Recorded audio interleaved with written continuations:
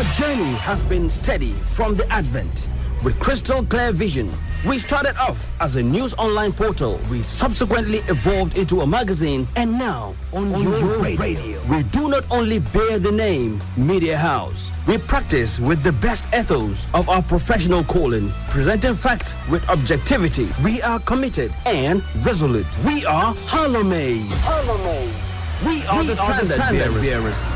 It's HallowMace on radio, dedicated to promotion of legislature, democracy, and good governance. It's hot, interactive, educating, engaging, and entertaining. HallowMace on radio, Thursdays, 10 a.m. on Armed Forces Radio, 107.7 FM. HallowMace on radio. Parliament, brought to the people. Brought to the people. Good morning, cousin. Thank you for joining us on this edition of HallowMace on radio. Day 200 in the year. What we've always done on HallowMace is to bring you legislative members and analysis around the legislature. Our interest is no other concept but to have a good governance beyond Nigeria. As a matter of concern, someone has followed up, and you're feeling that we started last edition with 1 minute silence in honor of one of the National Assembly members that passed. Today is also on a sad note. We are starting up this edition, and someone would want to identify with HallowMace. A member of the House of Representatives representing Chikun Kajuru Federal Constituency, Kaduna State, and Chairman House Committee on Sports, Ekene Adams, has passed on. We want to take up 60 seconds on radio as we identify with the family of this departed National Assembly member.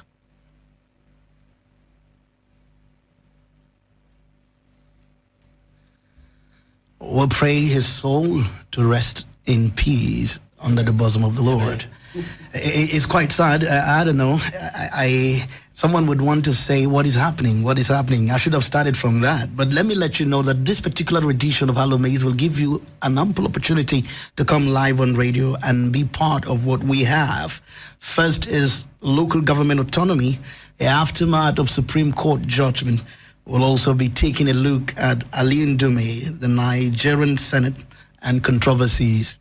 Having to join us on this program is Dominic Ogagu, President, Civil Society Groups for Good Governance. Okay, that's it now. I was going to ask. Ogaku. And I promise you before we end this show, you will hear me pronounce that correctly again. Thank you for joining us. My pleasure. We will still expect another Dominic Alancha, Public Affairs Analyst, coming up to join us on HallowMace. I wonder, we have two Dominics today. Quite a moment that you will be having with us. Listener, we will also open phone lines in the course of the program for you to come through with your own contributions, ask questions as it will come through today. We hope that we're able to address these two major issues: the autonomy of LGA 774, the aftermath of Supreme Court judgment. Quite a number of people have spoken concerning that. And then Ali Ndume, one Nigerian senator that you would possibly say has been in the news for some days now. Dominic, we're glad to have you. Thank you so much. I don't know how you felt. We started on a sad note. Maybe you would want to identify with the National Assembly. Last week, there was another person that passed on that we started this edition with. What would you think is happening? My sincere condolences to the family of the deceased. And I don't think there's anything happening. Okay. Dead is dead. And no matter how highly placed or how lowly placed you are, we are prone to die. Yes, it's of concern because the member of the National Assembly, a big figure for that. Because, but one will expect that he must have access to best medical care and whatever. But then dead is dead. Anybody is prone to die. People die every day. Yeah. Nigerians die in their turns, and this is just one of it. And so there is really nothing happening. Okay. There's no need to give it any coloration. It is dead, and dead has come. And we pray that his soul will be accepted, and wherever he's sojourning to be, whether he's a Christian or a Muslim, we believe that God Almighty will accept him accordingly. Amen. Now, we were here last week while we waited for the Supreme Court judgment, and it came at us. We were not surprised because already we had a moment on radio that we're feeling that the 774 local governments have been dormant to a point. As a matter of fact, we had callers that came on to speak to the issue. with the judgment of the Supreme Court, what's your take? Well, for me, let me begin by congratulating Nigerians and the entire leadership of both the executive, the legislature, and the judiciary for this foresight to see that this judgment is long overdue. Autonomy for local government areas, long overdue. Yeah. Very long overdue. Again, let me say that this is just phase one of the success story towards the decentralization of power and kind of a semi-quasi restructuring. Okay. What that means is that it means that power is actually gradually going back to the people. And this judgment will translate to so many other factors, like there will be reduction in urban migration, people coming over to places like Abuja, to the city center, to look for greener pastures. Even within the states, people would rarely begin to look at the state capital as a place that is more greener than the rest of it. So for me, this is one phase of the judgment. The other leg of it is that it is left for the state assemblies to begin to legislate on this matter in trying to ensure that the elements or the benefits of what this judgment stands to give to Nigerians is actually achieved in record time. Because you remember that you cannot truly decentralize power because you still have a larger chunk of the power residing with the state assembly, especially when it has to do with issues of electioneering. Because this chairman will be elected by the state electoral commission, you know, in that instance. And so there will be still overbearing influence by governors. So I feel that this is just one achievement in that direction. So it is left for the people to now impress on the state assembly to ensure that the state independent electoral commissions are totally independent. So that whether let's not have a monolithic approach, whereby, you know, before now, what you would see is that the entire local government elections will be cleared by one party, especially the party that is in power within the state. In fact, those are the areas we should look at. We were having this discussion some time ago, and somebody said something. They said it will not be right for INEC to even conduct the elections because that too will still be putting power at the center. Let the state take action, and that will reside with the state assembly. I think we will be talking some more, quite a number of issues you've opened up that we should follow up on questions, but I think we need to appreciate Dominic Alancha for coming through. You came in quite late though. What's happening? Yeah, thank you very much for having me. Good morning. We appreciate you for coming through. I wouldn't know what's your own take, the aftermath of the Supreme Court judgment. For now, quite a number of people are speaking differently. Dominic Okagu just spoke now. What's your take?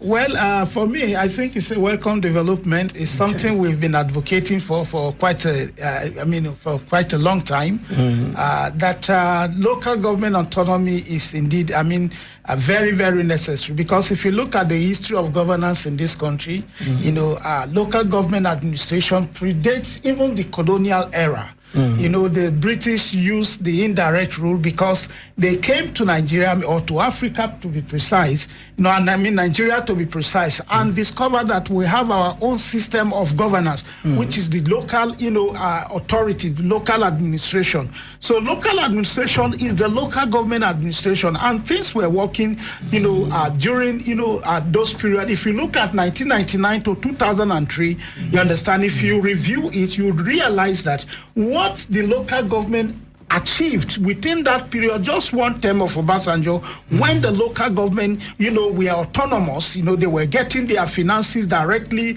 they were doing, a lot of things, paying teachers, primary school teachers, they were in charge of, primary health and stuff like that. You realize that they were doing well. So local government autonomy for Nigerians, for most of us, is the judgment, is a step in the right direction, and then is It's freedom for for grassroots. Okay. Yeah. Now, someone is saying at this point, what happened? Some governors have come up not to appreciate the judgment by the Supreme Court. For instance, Makinde forms committee to review Supreme Court judgment under LGA autonomy. Other persons have spoken. Oluwas Fasan says local government autonomy, Supreme Court perverse ruling won't work. Now, I don't know how you receive this news, Dominic Okagu. No, you can tell that for every step inching towards the right direction, there will be others who will try to actually raise contrary opinion. It's expected, especially in a democracy. But they say it is we are practicing democracy, so you don't expect that everything will go hook, line, and sink. There are vested interests. There are people who have actually held the local government funds or seen the local government as their own private estate, and it will not be easy to actually release them. But let me draw your attention to something. Okay. It does not mean that the local government fund was actually paid to the governors. It was the fact that governors were manipulating the entire process to getting the money from the council chairman via their overbearing attitude. So that is what they are fighting. They are not fighting because they don't want local government to be autonomous. It is a resource who controls the resources of the local government that is the issue in this instance. Because I remember very well that prior to even 1999, when we came to this dispensation, my father used to be councillor and became speaker of our LGA. Interesting. The leader of our LGA. And I know how powerful that office was prior to that time. It was a complete office with a lot of people benefiting from the structure. But we see that the ones we have here, the new local government chairman we have nothing to offer. They run from each day to the state governors if they need money. In fact, you will agree with me that what was happening was that there was a manipulation. If these monies are paid into the coffers of local government, the governors will get the local government chairman to sign and receive. They look for corners on how to manipulate and get these resources. So what the major thing here they are fighting is they are not fighting because they don't like local government to be autonomous and all that. They are looking at the resources. They are looking at who controls the money, who controls the resources that come to the local government. It's quite Let's call a spade a spade. The governors do not like local government autonomy. They don't want local government autonomy. And that is why they put up a defense in the Supreme Court that no, they shouldn't grant local government autonomy. You see, what Makinde is doing is pinching himself against democracy. You know, what he should do is to comply with the judgment. The Supreme Court is the apex court in the land. There is nobody should go against the judgment of the court.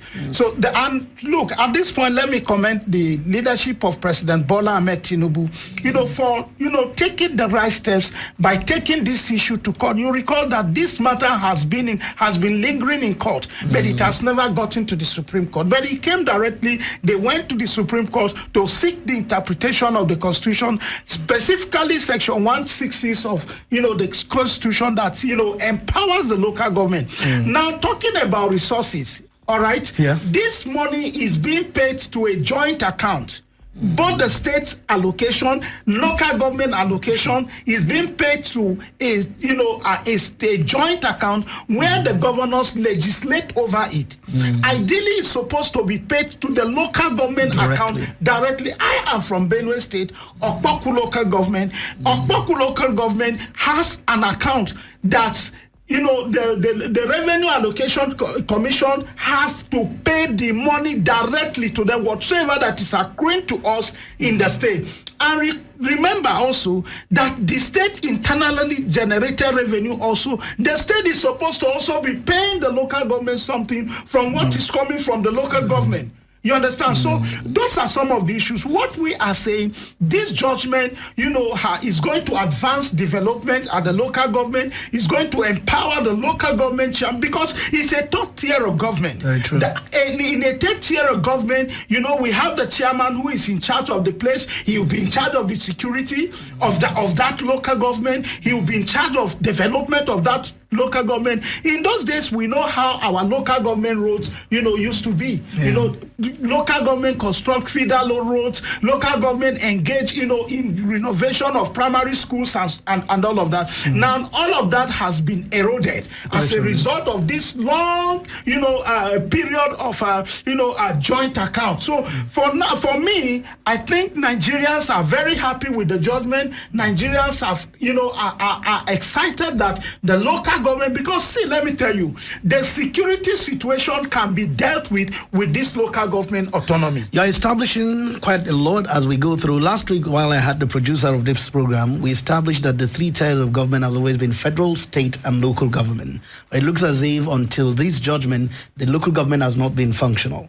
Now, while you spoke, you were talking on the concept of the INEC as an umpire that has always handled elections in Nigeria. You felt that if it's going to get it right at the local government, let there be no interference from them.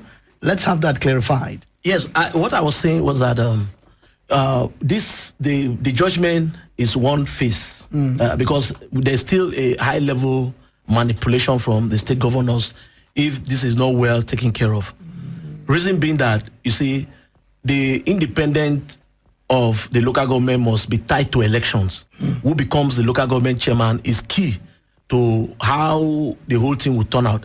Because if you allow state governors to, through their electoral commissions, pick representative or pick chairman of local government, which is what would be the next level of manipulation, then we are still going to run into the same level of challenge. Because like what he actually mentioned, this money was paid into a joint account that you need the attention of the local government administration to be able to have access to that money. But the governors have always manipulated this. I can tell you from very sincere sources that some of them, some chairmen who complained, were saying that these governors will come and tell them, okay, this money that has been paid into the local government account is 100 million. Let's say 100 million. They'll answer, okay, sign. They go and withdraw the money, come and give you a patch sum of 5 million, 10 million. And that's why I see there was no performance at the level of local government at all. So for this independence to sail through, it must show the coloration of exactly what we are saying. So that whether you are in party A, you are in party B, as long as you are ready to perform, as long as you are ready to deliver on the dividends of democracy for the people, as long as you are ready to bring good governance to bear, then you must be given access to win election at that level. But if you now allow the state independent electoral commissions that is solely organized or arranged or put in place by the state governors, you can be sure that there will be all forms of manipulation like we have witnessed within the last 2 decades. What comes to mind now is the most recent development. It is said no fewer than 13 states have fixed dates for local government elections in the aftermath of last Thursday's Supreme Court judgment. Bauchi, for instance, Jigawa, Imo, Anambra, Abia, Katsina, just to mention a few. What would you think is playing out now? Because with what you're raising as concern, someone would wish that the local government is giving opportunity for the people to come in and vote who they want to vote, that can represent and handle affairs for them correctly. So with what is happening now, what's on your mind? Because immediately I saw that almost everybody is in a hurry to conduct local government election. Yes, because they are now already looking for a way to get their way through, because before it becomes too late. Before there is a change in policy in terms of how elections are conducted and all that. So they are hurriedly trying to put structures, possibly put their puppets in place to be able to still have access to this fund. You see, if you go to the local government, it's a pitiable situation. Very true. In fact, we have destroyed local government. Like he rightly mentioned, local government is the only place that can even cure the insecurity that we are suffering from. How about food security that we are talking about, food insecurity? How about the lack? We no longer farm in Nigeria again. Why? Because that local structure is almost everybody is migrating towards greener pastures in the city center, in the urban centers. Whereas it is at that level, at the level of local government, that food sufficiency is guaranteed. Absolutely. So you see, this is where we find ourselves. So I believe that most of these governors are already reading the handwriting, and they know that if they don't move ahead, if they don't move a step ahead, they are bound to be caught napping. Dominic Lancha, I'm looking at what is happening now, and I feel that we need to get it right, because for us, we are happy that the local governments have gotten autonomy. But with this influence, and then what we are thinking, and what Ogaku has just spoken on, you would find that we need a clearer perspective so that we don't have some of these people influencing things at the local government level. would you think that we should be able to have the best? If at all, at this point now, they're already reading the handwritings and they're going ahead to be sure that we still have business as usual. Well, I think for me, the idea that the State Independent Electoral Commission should conduct, local government autonomy, well, for now,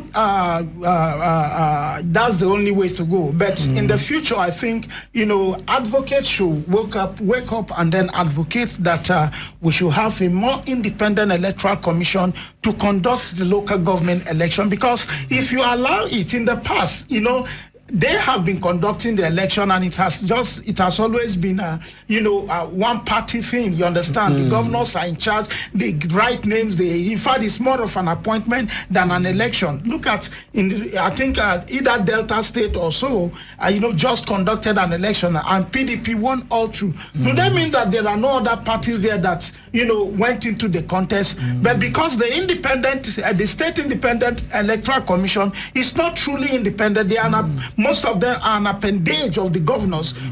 They just give them names, they appoint, and they announce whoever they want. So for us to get it right, I think there is need. And contestation in democracy is the beauty of democracy, actually. So they should allow contest so that, when there is, viral oppositions, you get what I'm saying?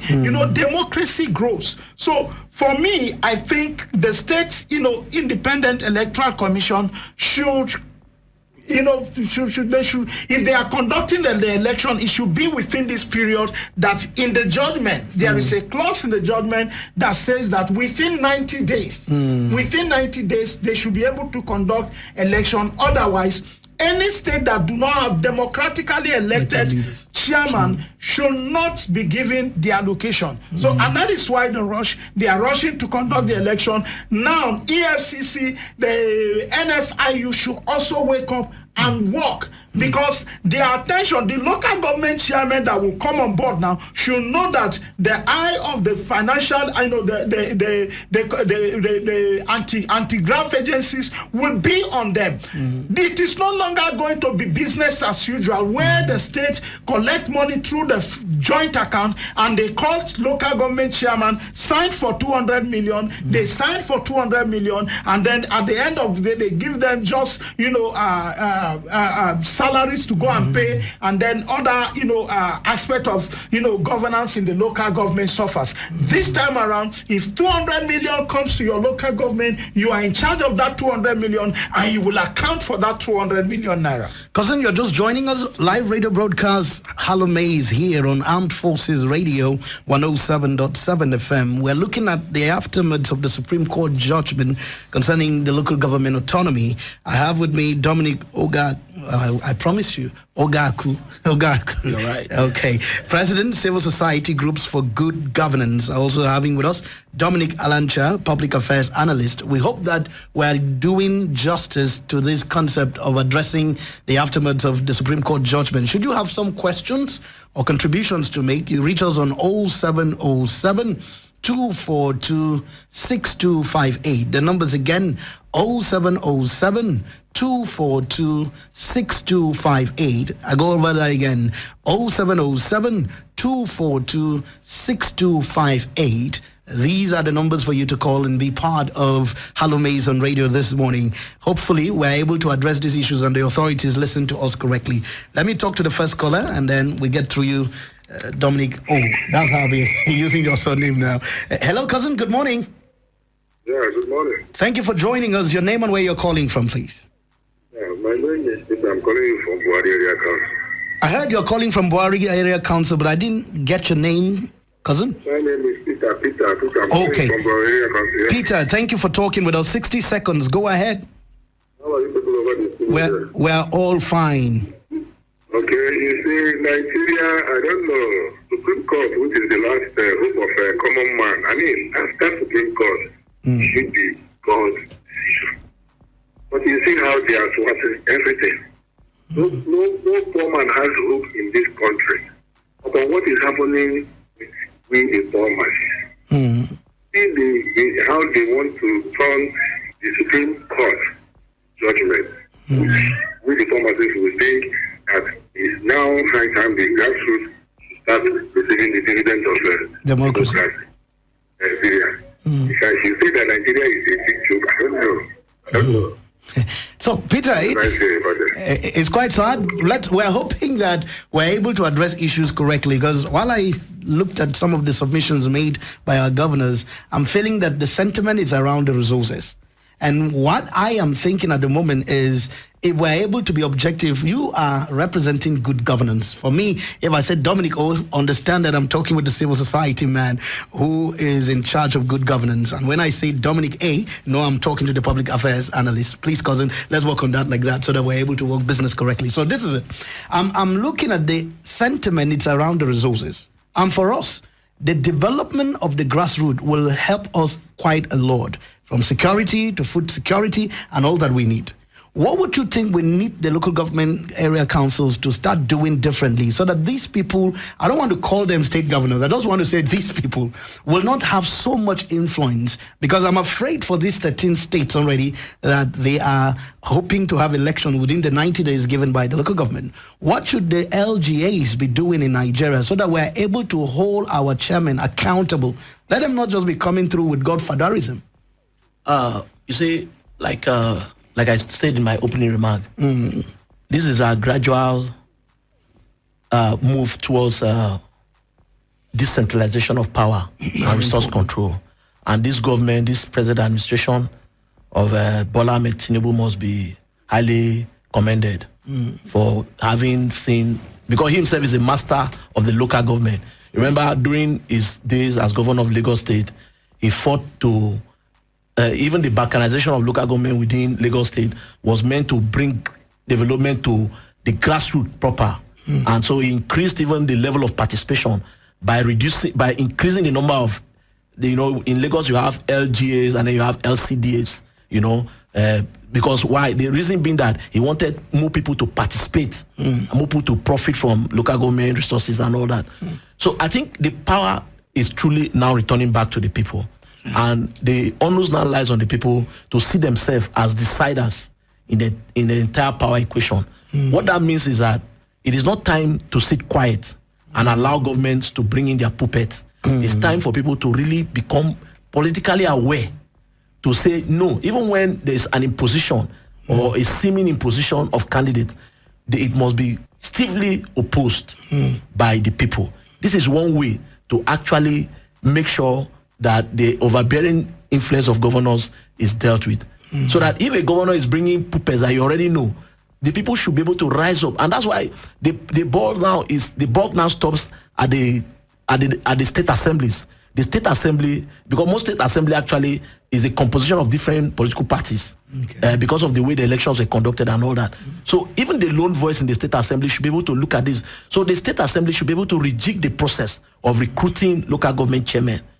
They should ensure that the laws, enabling laws in terms of legislation with regards to elections and all that, are meant to make elections free and fair at that level, without imposition, without selections, or without just appointments of people to become local government chairman. So the power is truly going back to the people. The people must wake up and resist any imposition. The people must wake up, and then ensuring that people you bring on board to man positions as chairman, as councillors, at whatever level, are credible. There are people who mean well for their people, who have the requisite credentials to be able to deliver on the mandate of becoming a chairman. Not just to bring anybody just as a way of people just arise from no. They must have a grasp, an understanding of how local government administration should be done, how grassroots development must be carried out, and how to deliver on the dividends of democracy. Now, I'm looking at what our caller Peter from Buhari said. For him, is feeling, why would Nigerians want to challenge a Supreme Court judgment? Why are we like this? David A., I don't know what you will say to him, because already, of course, he couldn't complete his statement, but you would realize that he's not satisfied with some of the reactions coming through from some of our governors. Yeah, like I earlier said, that Makinde is trying to pinch himself against democracy and against the people. Because for most Nigerians, rural, local government autonomy means rural development. You know, nobody is happy with the level of rural-urban migration, you know, as a result of, you know, seeking for greener pastures in the city. Okay, nobody is happy with the way the country is being, you know, I know the level of insecurity in the land. Nobody is happy with the level of food insecurity in the land. These are things that local government can put in place. You understand? You know, because when you decentralize security, for example, the local government chairman have, you know, local chiefs. And again, I have been an advocate of, you know, constitutionally defined, you know, role for traditional rulers. You understand? So that they will be able to work. Anybody that is coming into my community, for example, I will know the person. We will know the history of the person. Is he a good person? Is he criminal or something like that? Now, these are things that the local government chairman can coordinate in terms of security. In terms of farming also, farming is domiciled at the rural areas. They are not able to fund it, you know, at the state level because, you know, the burden is so much on them. So for me, I think, you know, we should understand that the interests of these people and why they will go against, you know, and which they cannot, you know, against the Supreme Court judgment is the interest, and the interest is the resources, you know, that is accrued to local government, that these people have been diverted for almost 2 decades. 2 decades of, you know, diverting local government resources that is meant for, you know, grassroots resources that is meant for Nigerians is being diverted by only 36 states governors. I think it is unacceptable, and this judgment we will ensure, and I think the federal government is already taking steps towards that. But like I said, the financial anti-graft agencies should also wake up and help Nigerians.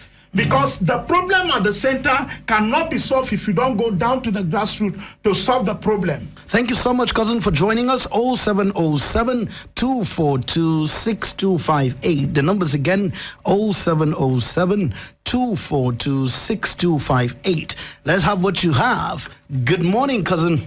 Good morning, all in the city. Thank you for joining us. Your name and where you're calling from? I am Elder Matthew. Elder Okafo, where are you speaking from? I'm calling you from Saro. Go ahead, please. 60 seconds. I want to appreciate this analyst here. Thank you, cousin. That they have opened our eyes and educated us the more. I'm a common man, ordinary man, and I want to let you know that we common men are so happy about the judgment of the Supreme Court. What I'm advocating is, can there not be pure constitutional amendment that will allow local government and the state government to operate differently, both in the allocation and in elections? That is to say, we are in a situation where the state independent electoral committee in 2018. Because I remember in 2009, you know, it was 1999 to 2003. Yes, the independent election committee that conducted local government elections, and things is very, very easy.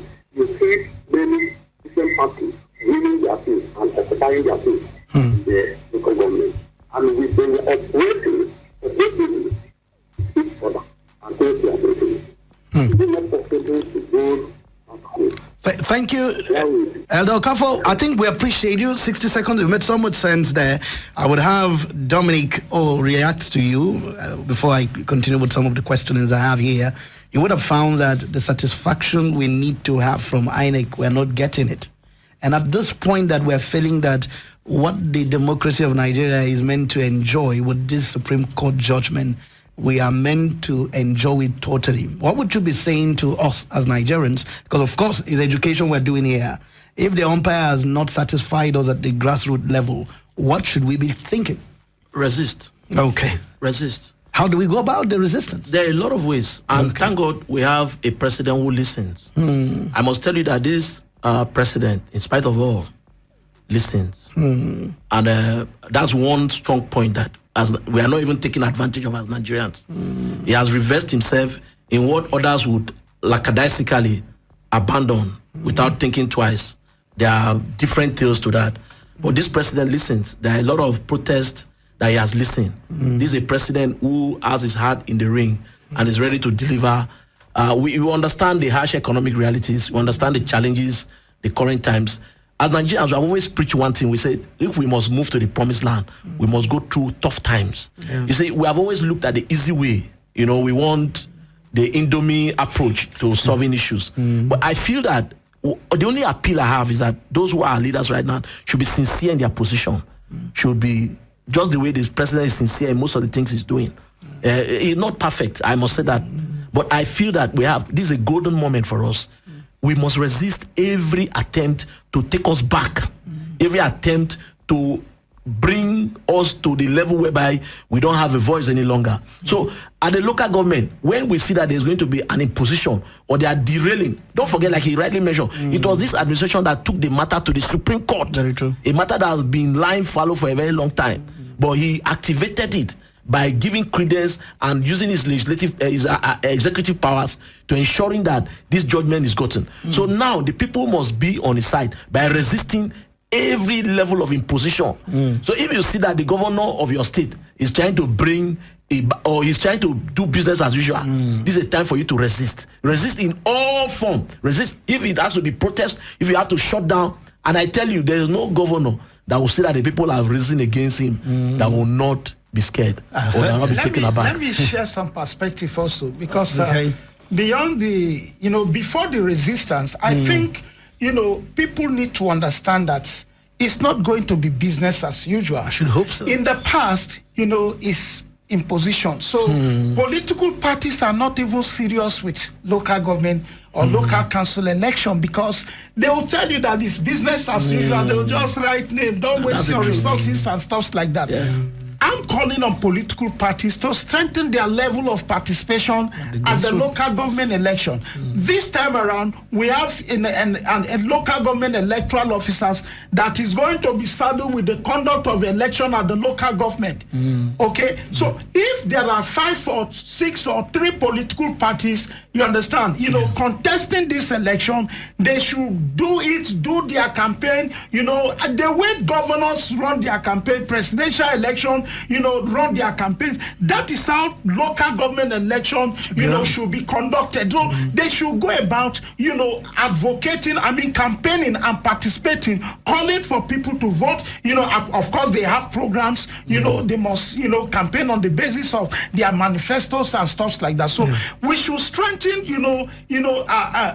political parties' participation at the local government election. And then again, you need to create more awareness. You need to create more awareness, because if you talk about participation by citizens at the local government level, because they know that, elections is not held. I have been part of local government election, and I know how they do it. They don't do election. They sit at the city, at the state capital, and write names and announce whoever they want. Go to local government before now, on the day of election, and see if you see anybody or any electoral officer at the polling unit level to conduct local government election. They are not always there.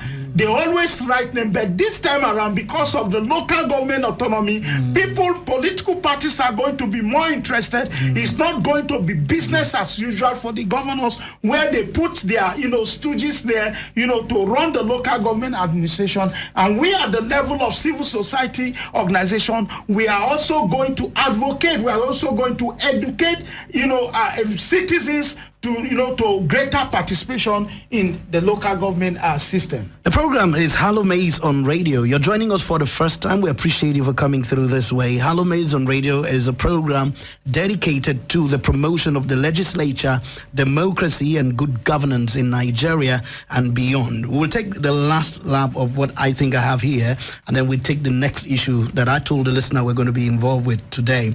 Someone says from a Punch newspaper some 2 days ago, Supreme Court got it wrong on LG autonomy. He says, federalism is the imaginary bedrock of Nigeria's constitutional democracy, designed to balance power between the center and the subnationals. However, the recent judgment by the Supreme Court concerning local government autonomy has raised critical questions about the integrity of this federalist structure. The judiciary should interpret the Constitution to reinforce decentralization.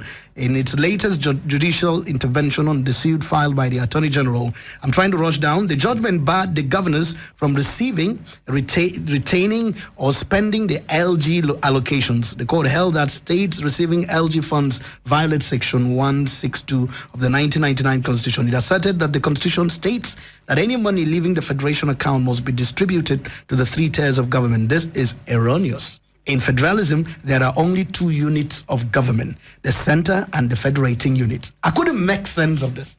Dominic, law is very vast. Yeah. At every point that you see, you can always have a point. Okay. But the person who wrote that should also understand that in Nigeria, when we talk about our federalism, we are talking about the 3 tiers of government. Very true. That's exactly what our constitution says. Which means it's now throwing away the local government. Where does it put the local councils? So I feel that he's only stating his own position.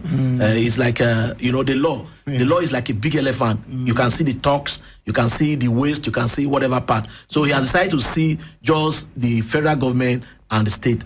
I bet you what the federal government has done in this instance, they have resolved a long pending issue of decentralization of power. Okay. If we can follow through with what this judgment, we are going to, in fact, gradually, this is a tactical way of restructuring the country. This is a tactical way of resource control. Let me hear Dominic A on it. Well, like you said, you couldn't make sense of it. I also couldn't make sense out of what the man is writing. So for me, he should go and do more research. Very important. For Nigeria, true federalism is decentralizing down to the local government, making sure that, the 3 tiers of government are functioning. And the 3 tiers of government is enshrined in the Constitution. The federal government, the state government, and the local administration, administrative government. So he shouldn't come and confuse Nigerians. What he wrote there in Punch is misleading. And I think, the editors ought to have looked into it properly so that they don't use their platform as a means of misleading Nigerians on this local government autonomy. The concept is we are looking out for good governance, and for us on HallowMace today, we feel that what the Supreme Court has done to Nigerians is to have delivered the democracy for us correctly, and we're hopeful that as we go through the coming days, we will have some of these submissions coming through on live broadcast make sense to you as a Nigerian. Now, the second issue that I intend we look at it quickly before we're done because we have a limited time. Senate removes Ali Ndume as chief whip days after knocking Tinubu government corruption. The Borno senator criticized President Bola Tinubu's government as loaded with looters, saying he was ashamed to be a senior member of the ruling All Progressive Congress. In some palace, he says the president is caged. He's not aware of what Nigerians are going through. Now, Dominic O, you were speaking off mic before now, and whether you like it or not, I would like us to objectively speak on it now, because whether we like it or not, there is hunger in the land. And for Nigerians, if you listen to Ali Ndume, you will feel maybe he's speaking in the interest of Nigerians. What do you think? In fact, it goes to show that Ali Ndume does not actually understand this president. Okay. He does not know President Asiwaju Bola Ahmed Tinubu. Cannot be caged. He is a maverick politician. The last man standing. The only man who life's long ambition is to become president of Nigeria. You can't cage such a man. Okay. And I feel that at whatever level, he was not being very tactical as a statesman and as a respectable politician. He lost it. In fact, he has only made himself look laughable because we expect more from him. You cannot throw stone when you live in a glass house. That's exactly what Ndume has done. His attempt at pulling down the roof only alludes to the fact that he is already losing ground. And you see, when a man is losing ground, he now begins to fight dirty. I feel that he belongs to, he's an old-ranking member of the All Progressive Congress. And there are ways in resolving internal issues. first, Aline Dume should answer the question: is he a member of the executive or is he a member of the legislature? He should be more concerned with his legislative endeavor of his business as a legislator than complain about what ministers are saying and the rest of it. That, in any case, Aline Dume is not a saint. He's been in the news for the wrong reasons all the time, from the time when he was alleged of the Boko Haram to the time where he's alleged of so many things. And so I feel that it is becoming too wary. And to tell you that this administration is not joking, I'm sure he must have learned his lesson that he cannot wang his tongue anyhow. He did it under the Buhari era and got away with it. But under this presidency, I'm not sure it's going to be easy for him. Dominic, you share the same opinion with Dominic O? Yes. You see, Aline Dume is a high-ranking member of the National Assembly, is a high-ranking member of the All Progressive Congress. He has been in the National Assembly, since 1999, since the inception of democracy of the if I'm not mistaken. Yeah, because since 2003, he has been in the National Assembly. So he should understand governance process, better than any of us out here. So what I am saying is that he has stated the obvious. I want us to be very objective on this. He has stated the obvious, but the manner in which he communicated it was quite wrong. He was demarketing the very party that brought him on board. No party will tolerate that. No administration will tolerate that. If you are saying the president is caged, even though that is a usual story, from the days of Obasanjo, Jonathan, Yaradua, Buhari, you keep hearing of kitchen cabinet, you keep hearing of cabal and all of that. So it's not new to Nigerians, but as a high-ranking member of the National Assembly, I believe that, there are means, he wasn't diplomatic about it at all. His statements were his utterances were so unguarded. You understand? He didn't, I don't think there is anything wrong if your party, the administration is not, and it's a ruling party. It's also a member of the ruling party. That's what I'm trying to say. Why didn't he write to the national chairman to draw his attention to that? The Senate have a caucus before every sitting. They meet to discuss national issues, what should be brought to the floor of the Senate and stuff like that. Have you raised this issue in the leadership meeting of the National Assembly to draw the attention of the president? If on a personal ground you could not access the president, it's not something you should bring it to the national level, and then begin to drag the president to the mud that he was caged and stuff like that. So I believe that the National Assembly, the 10th National Assembly, they have access to the president, but maybe personally he wasn't able to access the president, and that is why he came, with those unguarded statements. And let me say this very quickly. Like I said, Aline Dume stated the obvious. It's just that he wasn't diplomatic about it. Yes, there is hunger in the land, there is insecurity in the land, and if you ask me, most of the ministers around Mr. President, I have been advocating for a reshufflement because they are not competent. These are people that he described them very well by saying that they are kleptocrats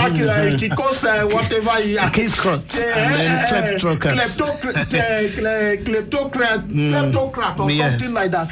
These are people that some of them feel this is an opportunity for them to cash out. They are not truly interested in the well-being of the country. But for me, there are means you can communicate this. We have written letters out to draw the attention of the president, and we are not making it public. You understand? Because we want the well-being, of our party. We want the well-being of the country. So somebody like Aline Dume ought to have told, that lane in, drawing the attention of the leadership. Discuss the issue at the leadership level before you go to the media. Now, I would have thought he demarketed the party. No. And I think the party did the right thing by writing to the National Assembly to remove him as the chief whip. Now, cousin, you're just joining us. I'm hoping if I can give you an opportunity to come through, maybe with your contributions or questions, if you would like to, on 0707 242 6258. I have a limited time. I'm thinking if you might have something to say to this issue, Aline Dume, the Nigerian Senate, and some of the controversies coming through around him, 0707 242 6258. Dominic O, as we're done, you will be having your wrapping conversations with me, wrapping up as we go through. Good morning, cousin. Yeah, good morning, sir. You're going to be my last caller today. Your name and where you're calling from, please. My name is Ambassador Farouk, calling from Nasarawa local government. Farouk, talk to us in 60 seconds. Okay, you see, to me, although I haven't called on such kind of program on this station, but on other station I do call. You see, I live in the midst of. I'm looking at those Senate as an actor.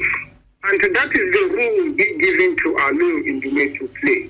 Because Ali Indume has been saying a lot about this government. I've been saying a lot. The question I keep asking myself, and I hope to now I haven't gotten an answer. He has been into the system. What has he added to the development of this country? Is he trying to tell us that he doesn't have access to the good president? That's why he's one of the oldest senator in that chamber. So to me, maybe like that, the other analysts say, because they don't give him access to have a personal discussion with our president for personal issue. That is why he's lamenting. But to me, if he stop all this, he's not the right. He wants to do something. Let him do it in a diplomatic way. Okay. Not like this. Thank you. How long are we going to continue like this? I appreciate. God bless Nigeria. Amen. Thank you, Ambassador Farouk.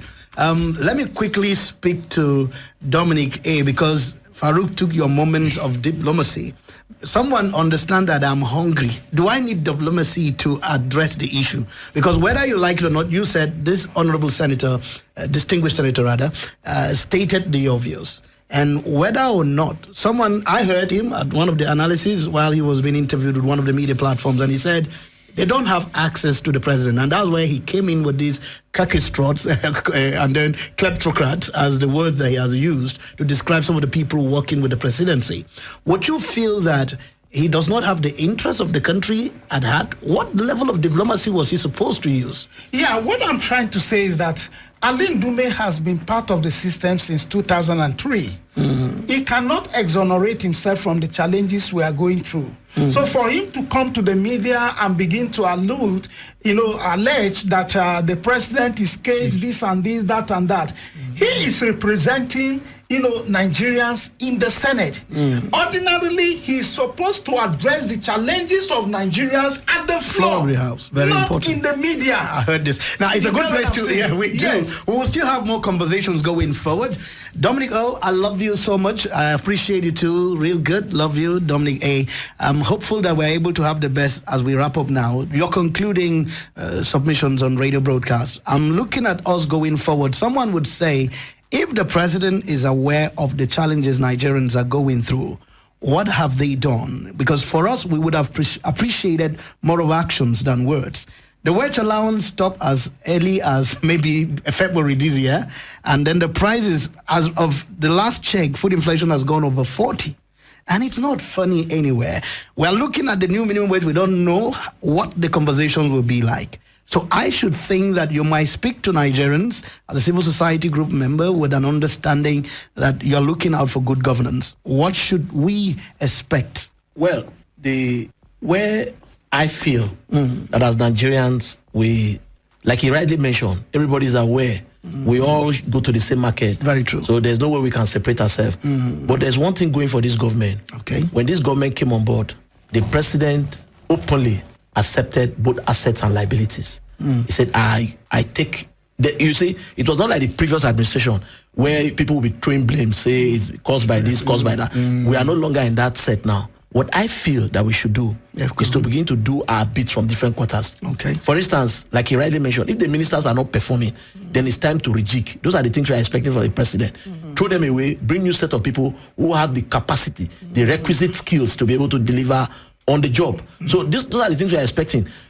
Just recently, a new economic team was put in place with eggheads from the public sector, like Mr. Dangote and the rest. And they have promised us that the refineries are coming on board and all that. We believe that when all these put together, when they begin to come together, there will be some sort of relief for the Nigerian people. And I want us not to lose hope. So the Nigerian people must not lose hope. We must not throw the country into a state of anarchy by the way we go about it. Like I rightly state, we have always said that for us to arrive at the promised land, we must go through tough times. Tough times never last forever. A good place to leave this conversation. Someone is feeling my way now, but I'm thinking maybe next week we might continue conversation if my producer will be able to bring the distinguished senator for me here. So we're able to ask him some personal questions. Because while he talked on the fuel subsidy removal, he felt that subsidy would have been introduced into the food. That was some of the things I heard him said. So we're hopeful that we get the best as we continue broadcast on HallowMace. Thank you so much for coming through on this edition of the program. I'm working with my producer, executive producer, Prince Anderson. Thank you so much. I must appreciate our guest today, Dominic Ogagu, President Civil Society Groups for Good Governance, and also Dominic Alancha, Public Affairs Analyst. Thank you, cousins, for coming. Thank you for having me. Indeed. Till next week, we will be here again, 10 o'clock. Join us. I appreciate all our callers. Peter from Buhari Area Council, Elder Carrefour, and of course, Farouk from Nasarawa. Do well to join us next week at exactly 10 a.m. when we'll be back on HallowMace on radio. Good morning. Cousin on radio remains my name.